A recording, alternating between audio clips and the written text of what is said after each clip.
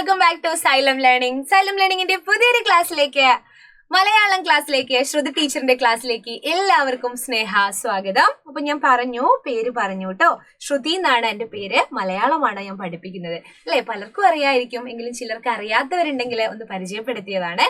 ഇന്ന് ടീച്ചർ വന്നിരിക്കുന്നത് നിങ്ങൾക്ക് പരീക്ഷയ്ക്ക് വളരെയധികം പ്രാധാന്യമുള്ള ഒരു വിഷയമാണ് മലയാളം എന്ന് പറയുന്നത്. പരീക്ഷയ്ക്ക് മാത്രമല്ല, നമ്മൾ പഠിച്ചിരിക്കേണ്ട കുറച്ച് അധികം കാര്യങ്ങൾ മലയാളത്തിൽ ഉണ്ട് അല്ലെ. അപ്പോൾ നമ്മുടെ കേരള പാഠാവലി, അടിസ്ഥാന പാഠാവലിയാണ് പലപ്പോഴും ടീച്ചർ എടുക്കാറുള്ളതെങ്കിലും ഇന്ന് കേരള പാഠാവലിയിലെ ഒരു ചോദ്യം നിങ്ങളെന്ന് പരിചയപ്പെടുത്താമെന്ന് കരുതി. അപ്പൊ നമുക്ക് ആദ്യത്തെ പാഠം എന്ന് പറയുന്നത് ഭൂമിക്ക് വേണ്ടിയൊരു ലാവണ്യോത്സവം എന്ന് പറയുന്ന അതിമനോഹരമായ ഒരു ലേഖനമാണ്. അത് എഴുതിയിരിക്കുന്നത് സുഗതകുമാരി ടീച്ചറാണ് കേട്ടോ. സുഗതകുമാരി ടീച്ചറെ പറ്റി പറയുകയാണെങ്കിൽ, ടീച്ചർ മലയാളത്തിലെ പ്രശസ്ത കവയിത്രിയാണ്, അതുപോലെ പരിസ്ഥിതി പ്രവർത്തകയാണ്, കേരള സംസ്ഥാന വനിതാ കമ്മീഷന്റെ ആദ്യ ചെയർപേഴ്സൺ ഒക്കെ ആയിരുന്നു അല്ലെ. സൈലന്റ് വാലി, നമ്മുടെ നിത്യഹരിത മേഖല, നിത്യഹരിത വനം എന്നൊക്കെ അറിയപ്പെടുന്ന സൈലന്റ് വാലി പ്രതിഷേധത്തിലെ വലിയ പ്രധാന പങ്ക് വഹിച്ചിട്ടുണ്ട്. അപ്പോ പ്രകൃതിക്ക് നേരെ എന്തെങ്കിലും ഉണ്ടെങ്കിൽ ടീച്ചർ തന്റെ എഴുത്തുകളിലൂടെയും തന്റെ പ്രവർത്തനങ്ങളിലൂടെയും ഒക്കെ ശബ്ദമുയർത്തിയിട്ടുണ്ട്. പരിസ്ഥിതി പ്രവർത്തകയാണ് എന്ന് പറയാം.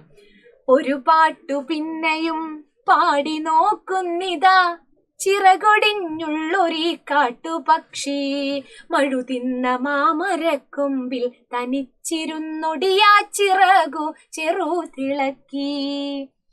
ഒരു പാട്ട് പിന്നെയും പാടി നോക്കുന്നിതാ എന്ന് പറയുന്ന ആ ഒരു പാട്ട് ഓർമ്മയുണ്ടോ? ഒരു കവിത ഓർമ്മയുണ്ടോ എല്ലാവർക്കും? ഇതൊരു കവിതയാണ്. മരങ്ങൾ മുറിച്ചു മാറ്റിയപ്പോ തന്റെ കൂട് നഷ്ടപ്പെട്ട ഒരു പക്ഷിയുടെ സങ്കടമാണ് അല്ലേ. അപ്പോ പക്ഷികളെയും മൃഗങ്ങളെയും അതുപോലെ പ്രകൃതിയെ എന്ന് വേണമെങ്കിൽ മൊത്തത്തിൽ പറയാം, തന്റെ എഴുത്തിലൂടെ ചേർത്ത് നിർത്തിയ എഴുത്തുകാരിയാണ് സുഗതകുമാരി ടീച്ചർ. അപ്പൊ ഇപ്പൊ ടീച്ചർ പറഞ്ഞ കാര്യങ്ങളൊക്കെ നിങ്ങൾക്ക് എവിടെ എഴുതാന്നറിയോ? ജീവചരിത്രക്കുറിപ്പ് എഴുതാനൊക്കെ പറയും. അപ്പൊ സുഗതകുമാരി ടീച്ചറുടെ ചില സൂചനകളൊക്കെ തന്നിട്ട് ജീവചരിത്രക്കുറിപ്പ് എഴുതാൻ പറയും. അല്ലെങ്കിൽ അവരുടെ ഏതെങ്കിലും അല്ലെങ്കിൽ നമ്മുടെ ലേഖന ഭാഗം തന്നെ അതുമായിട്ട് എന്തെങ്കിലും ചോദ്യങ്ങൾ വരുന്ന സമയത്ത് ഈ പ്രത്യേകതകൾ, നമ്മളിപ്പം പറഞ്ഞ പ്രത്യേകതകളൊക്കെ ചേർത്തിട്ട് നിങ്ങൾക്ക് എഴുതാട്ടോ. ഇനി ടീച്ചർക്ക് പറയാനുള്ളത് തലക്കെട്ട് അല്ലെങ്കിൽ ശീർഷകം അനുയോജ്യമാണോ എന്നൊരു ചോദ്യമാണ് ഇന്ന് ടീച്ചർ പരിചയപ്പെടുത്തുന്നത്. പക്ഷെ ഈ ഒരു ചോദ്യത്തിലൂടെ, ഇതിന്റെ ഉത്തരത്തിലൂടെ നിങ്ങൾക്ക് മറ്റു പല ചോദ്യങ്ങൾക്കുമുള്ള ഉത്തരങ്ങൾ കണ്ടെത്താട്ടോ. അപ്പൊ ശീർഷകം അനുയോജ്യമാണോ എന്നാണ് ചോദ്യം. ശീർഷകം എന്ന് പറഞ്ഞാൽ എന്താണ്? തലക്കെട്ടാണ് അല്ലെ. തലക്കെട്ട് എന്ന് പറഞ്ഞാല് ടൈറ്റിൽ അല്ലേ? അത് തന്നെ. അപ്പൊ ശീർഷകം.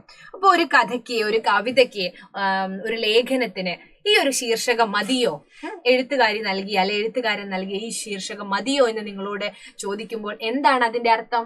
നിങ്ങൾ ആ കവിത അല്ലെങ്കിൽ കഥ അല്ലെങ്കിൽ ലേഖനം അതിനെക്കുറിച്ച് കൃത്യമായിട്ട് മനസ്സിലാക്കിയിട്ട് വേണം അതിന് ഉത്തരം എഴുതാൻ അല്ലെ. ഉള്ളിൽ എന്താണ് അടങ്ങിയിരിക്കുന്നത് നിങ്ങൾ നോക്കണ്ടേ. അപ്പൊ നമുക്ക് ഇന്ന് പറയാനുള്ളത്, നമ്മൾ പഠിക്കുന്ന ആദ്യത്തെ പാഠം ഭൂമിക്ക് വേണ്ടിയുള്ള ലാവണ്യ ദൃശ്യോത്സവം അല്ലെ. ഇത് ഭൂമിക്ക് വേണ്ടിയിട്ട്, നമ്മുടെ ഭൂമിക്ക് വേണ്ടിയിട്ട് എന്തോ ഒരു ലാവണ്യം, മനോഹരമായ ഒരു ദൃശ്യോത്സവം ഉണ്ട്. അത് ഭൂമിക്ക് വേണ്ടിയിട്ടാണ്. അപ്പോ ഈ ഒരു ലേഖനത്തിന്റെ പേരതാണ്. അതിനനുയോജ്യമാണോ എന്നാണ് നമ്മൾ കണ്ടെത്തേണ്ടത്. ആ ലാവണ്യ ദൃശ്യോത്സവം എന്താണ്? ഇതാണ് കേട്ടോ. ഇതാണ് നീലക്കുറിഞ്ഞി പൂത്തു നിൽക്കുന്ന ഒരു മലയാണ് നിങ്ങൾ കാണുന്നത്. ഇതാണ് പ്രകൃതി തന്ന, അല്ലെങ്കിൽ പ്രകൃതി ഒരുക്കിയ ആ ഒരു മനോഹര കാഴ്ച. ഇത് ഭൂമിക്ക് വേണ്ടിയാണ് എന്നാണ് എഴുത്തുകാരി പറയുന്നത്. ഭൂമിക്ക് വേണ്ടിയിട്ടുള്ള ലാവണ്യ ദൃശ്യോത്സവമാണ് ഇത് എന്നാണ് പറയുന്നത്.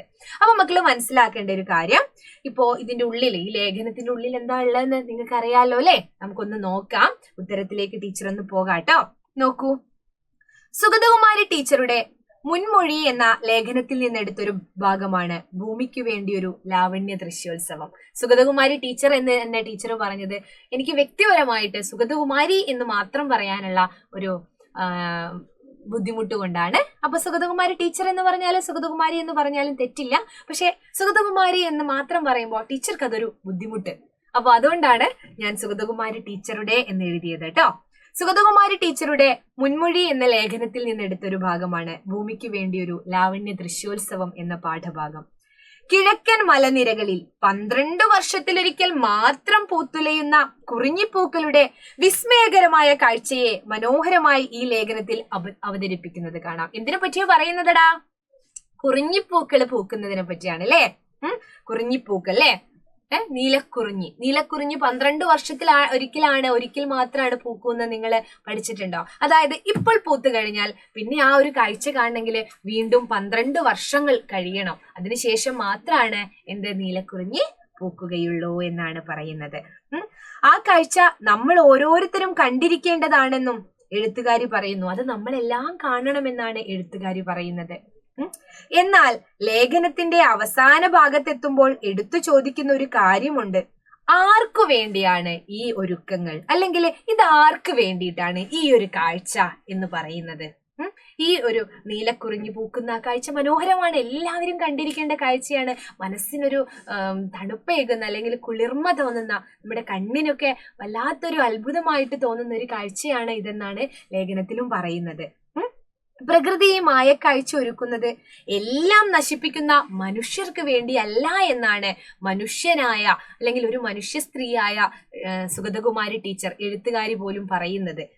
പ്രകൃതിയെ മായക്കാഴ്ച ഒരുക്കുന്നത് എല്ലാം നശിപ്പിക്കുന്ന മനുഷ്യർക്ക് വേണ്ടിയല്ല, പിന്നെ എന്തിനു വേണ്ടിയിട്ടാ? പ്രകൃതിയെ പൂജിക്കുന്നവർക്ക് വേണ്ടിയാണ് എന്ന് പറയുന്നു, അല്ലെങ്കിൽ പ്രകൃതിയെ സ്നേഹിക്കുന്നവർക്ക് വേണ്ടിയാണ് എന്ന് പറയുന്നു. തേനീച്ചകൾക്കും ശലഭങ്ങൾക്കും വണ്ടുകൾക്കും കണ്ണിൽ കാണാനാവാത്ത കോടിക്കണക്കിന് പ്രാണികൾക്കും ഭൂമി എന്ന അമ്മയ്ക്കും വേണ്ടിയാണ് പ്രകൃതി ഇത് ഒരുക്കുന്നത്. ആർക്ക് വേണ്ടിയാണ്? മനുഷ്യർക്ക് വേണ്ടിയല്ല, പ്രകൃതിയെ നശിപ്പിക്കാൻ ശ്രമിക്കുന്ന മനുഷ്യർക്ക് വേണ്ടിയല്ല എന്ന് പറയുന്നു ഈ ഒരു കാഴ്ച പ്രകൃതി ഒരുക്കുന്നത്. പിന്നെ ആർക്ക് വേണ്ടിയിട്ടാ? തേനീച്ചകൾക്കും ശലഭങ്ങൾക്കും വണ്ടുകൾക്കും കണ്ണിൽ കാണാനാവാത്ത കോടിക്കണക്കിന് പ്രാണികൾക്കും ഭൂമി എന്ന അമ്മയ്ക്കും വേണ്ടിയാണ് പ്രകൃതി ഇതൊരുക്കുന്നത്. അതുകൊണ്ട് തന്നെ ഈ ലേഖനത്തിന് ഉചിതമായ ശീർഷകം ഭൂമിക്ക് വേണ്ടി ഒരു ലാവണ്യ ദൃശ്യോത്സവം എന്നത് തന്നെയാണ്. അങ്ങനെയാണ് നമ്മൾ എഴുതി അവസാനിപ്പിക്കേണ്ടത് അല്ലേ? ഇത് ഭൂമിക്ക് വേണ്ടിയാണ് ഈ ഒരു കാഴ്ച, ലാവണ്യം, മനോഹരമായ ദൃശ്യോത്സവമാണ് ഈ കുറിഞ്ഞിപ്പൂക്കൾ, നീലക്കുറിഞ്ഞി പൂക്കുന്നത് എന്നാണ് എഴുത്തുകാരി പറയുന്നത്. അപ്പോ ഈ ചോദ്യത്തിൽ നിന്നും നിങ്ങൾക്ക് ഏകദേശം ഒരു ഐഡിയ കിട്ടിയിട്ടുണ്ടാവും അല്ലെ? ശീർഷകം ഉചിതമാണോ അല്ലെ തലക്കെട്ട് ഉചിതമാണോ എന്ന് ചോദിച്ചാലും ഇത് എഴുതാം. അതുപോലെ നിങ്ങളുടെ അഭിപ്രായത്തിൽ ഭൂമിക്ക് വേണ്ടിയിട്ടാണ് ഈ ഒരു ലാവണ്യ ദൃശ്യോത്സവം എന്ന് എഴുത്തുകാരി പറയുന്നതിൽ അർത്ഥമുണ്ടോ, ശരിയാണോ? നിങ്ങളുടെ അഭിപ്രായം രേഖപ്പെടുത്തുക, അഭിപ്രായക്കുറിപ്പ് എഴുതുക. ഇന്നത്തെ സാഹചര്യവുമായി നിങ്ങൾ ഈ ഒരു കാര്യത്തെ എന്ത് ചെയ്തെഴുതണം? വിശകലനം ചെയ്തെഴുതണം. ഇന്ന് മനുഷ്യർ പ്രകൃതിയോട് ചെയ്യുന്ന ക്രൂരതയും അതുപോലെ ഭൂമിക്ക് വേണ്ടിയിട്ടപ്പോ എന്ത് ചെയ്യാ? ഈ ഒരു കാഴ്ച ഒരുക്കുന്നു, മനുഷ്യർക്ക് വേണ്ടിയല്ല എന്ന്. അതൊക്കെ ചിലപ്പം വിശകലനം ചെയ്തെഴുതാനുണ്ടാവും. അപ്പോഴൊക്കെ നിങ്ങൾക്ക് എന്ത് ചെയ്യാം? ഈ ഒരു പോയിന്റ് ഉപയോഗപ്പെടുത്താം എന്നാണ് ടീച്ചർക്ക് പറയാനുള്ളത്. അപ്പോ എൻ്റെ മക്കളെല്ലാവരും എന്ത് ചെയ്യാ? മക്കളെല്ലാവരും ഈ ഒരു വീഡിയോ ഉപകാരപ്പെട്ടിട്ടുണ്ടെങ്കിൽ നിങ്ങൾ കമന്റ് ചെയ്യുക. ടീച്ചർ മറ്റൊരു വീഡിയോ ആയിട്ട് അടുത്ത ക്ലാസ്സിൽ വരാം. അതുവരേക്കും ബൈ.